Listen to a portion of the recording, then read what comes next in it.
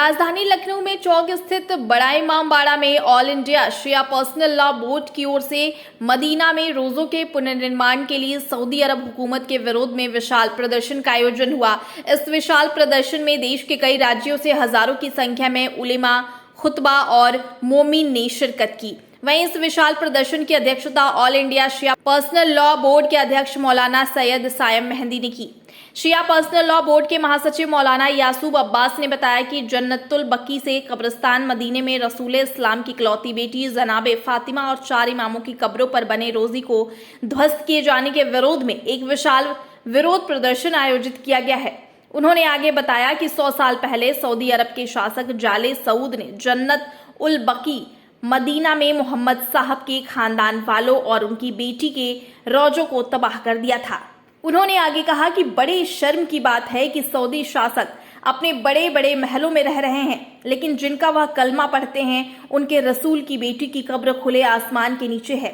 मौलाना यासूब अब्बास ने सऊदी अरब हुकूमत से ये मांग की है कि या तो जन्नतुल बकी मदीने से निर्माण कराए या हमको इजाजत दे कि हम वहां जाकर मज़ारों का पुनः निर्माण करें। इसके अलावा मौलाना यासूब अब्बास ने भारत के प्रधानमंत्री नरेंद्र मोदी से भी अपील की है कि वह अपने प्रभाव का इस्तेमाल करके सऊदी अरब सरकार पर दबाव बनाए और वह शिया समुदाय पर होने वाले अत्याचार को बंद कराएं।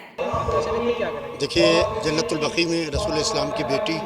और अइम्मा बकी के मज़ारात को मुनज़्ज़म कर दिया गया है। आज उसके 100 साल को लेके यहाँ के ऊपर हम एक विरोध प्रदर्शन कर रहे हैं और हम एक बहुत बड़ा इज्तिमा कर रहे हैं। और हमारा इज्तिमा का मकसद ये है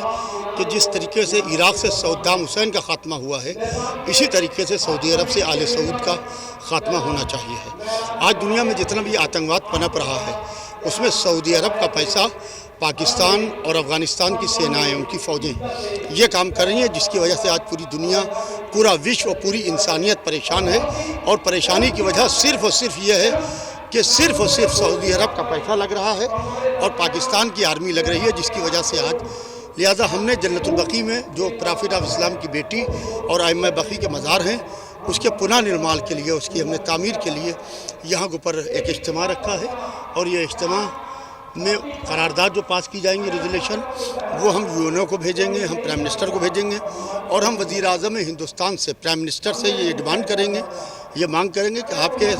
सऊदी अरब से बहुत अच्छे ताल्लुकात हैं, लिहाजा कम से कम आप उस ताल्लुकात का इस्तेमाल करते हुए आप वहाँ के ऊपर मज़ार की तामीर का इजाज़त दिलवाइए। 100 साल हो रहे हैं, जालिम जुल्म करता रहा, हम आवाज़ एहतिजाज बुलंद करते रहे, सारी दुनिया ने इस पर एहतिजाज किया। लेकिन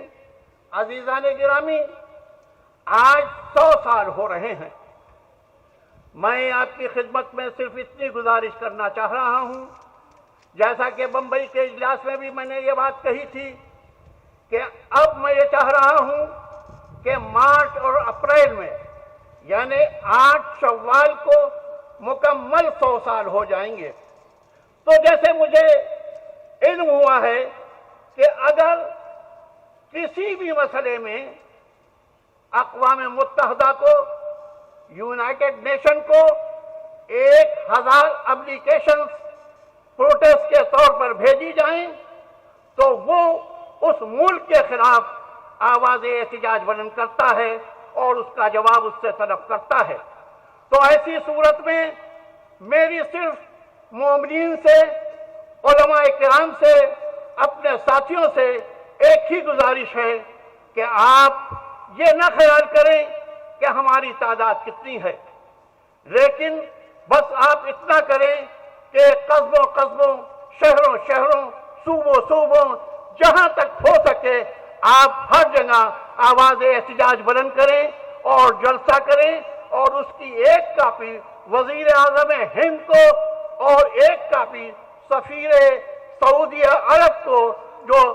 दिल्ली में रहते हैं और एक कापी अक़वाम मुत्तहदा को भेजने की ज़हमत करें।